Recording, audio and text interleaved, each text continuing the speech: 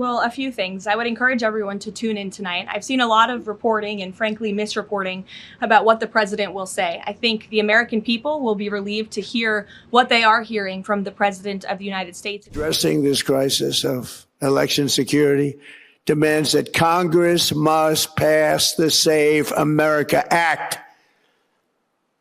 How easy is that to do unless you want to cheat? The only reason you wouldn't do it is you want to cheat because your policies are so bad and your candidates are so pathetic that you can't get away or can't get elected any other way. A fresh political storm is brewing in Washington after questions surfaced over whether President Donald Trump could invoke emergency powers ahead of the U.S. midterm elections.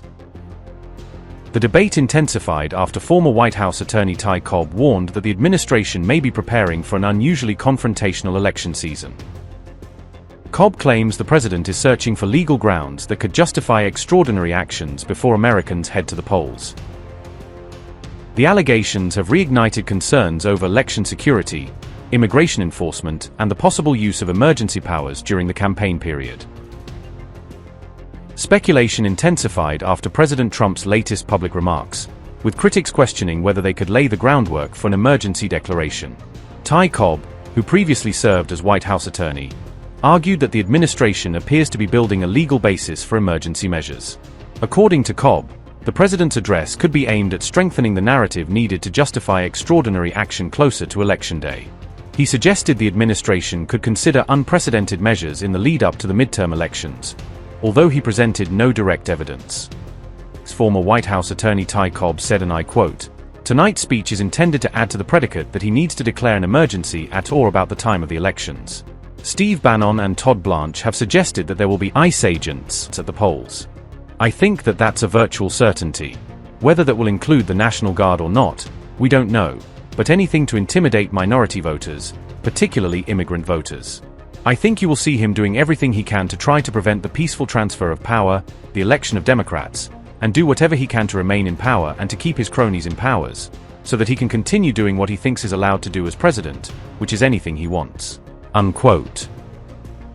Cobb argued that immigration enforcement personnel could be positioned near polling sites during the election period. He further speculated that National Guard troops could also be used, though no official plan has been announced. According to Cobb, the presence of federal security personnel could discourage some communities from participating in the vote. He claimed President Trump would rely on every legal and political option available to preserve his position. So far, Cobb has not presented documentary evidence or official confirmation that any such strategy is being implemented. The remarks come at a time of growing political polarization, with campaigning already intensifying ahead of November's crucial midterm vote. We are likewise winning big in Iran, and you will see the fruits of that labor very, very shortly. America is back and doing really well, but we still have a major challenge that must be urgently addressed because no country can be great without fair and honest elections. You have to trust your country because if there can be no trust, there can be no greatness. And that's very simple.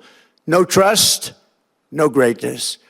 For many years, I've called for bold, swift, and decisive action to protect the integrity of America's elections. Every American deserves to know that when they cast their vote, that vote will be counted accurately in a system, and that is to make that system secure. One where cheating and interference are not just difficult, but virtually impossible. Unfortunately, the system we have today falls catastrophically short of that standard.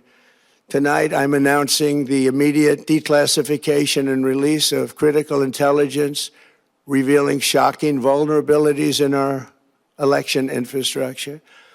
This evidence shows that the election system we have dangerously exposes and really exposes like levels never thought possible to hacking, exploitation, and foreign interference.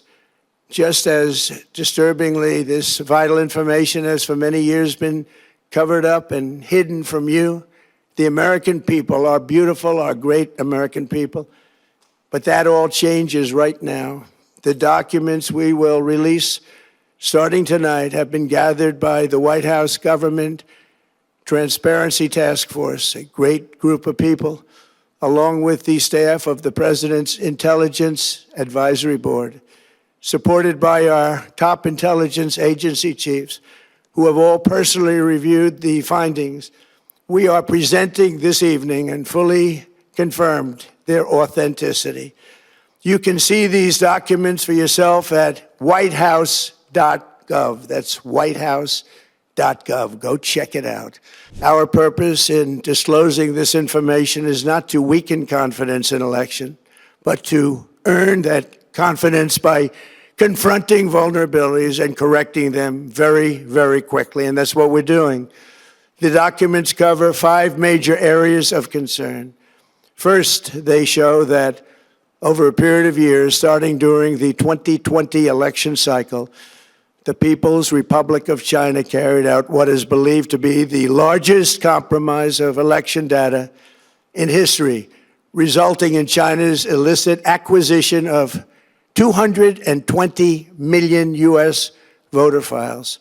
Compounding the travesty, the second set of documents we are releasing reveals that members of the deep state, very, very famous group of people, in many cases, in our intelligence agency work to actively suppress and downplay information about the extent of China's sinister election meddling, covering it up from both the president and the American people like nobody thought was possible. As the documents we are releasing show, CIA reporting explicitly stated, and I quote, in mid-2018, the Chinese Communist Party's policy was to leverage all domestic and foreign elements that were opposed to the U.S. president in an effort to reduce the U.S. president's votes and make him resign or prevent his re-election. Isn't that nice? Also, in mid-2018, China was working to influence the results of the U.S. midterm elections and later the results of the 2020 presidential election itself. Separately, in mid-2019, the Chinese government's strategy against the United States was focused on undermining domestic confidence in the U.S. president. They wanted to just make you sound like your president wasn't so hot, when actually your president has done a great job, and they did everything possible to do exactly that. Raw intelligence obtained by the FBI in 2020, yet buried by rogue bureaucrats, stated that China's activities even included an attempt to manufacture illegal ballots for Joe Biden. Documents show that during this period, dozens of significant CIA and NSA reports about China's election targeting were kept out of the presidential briefing.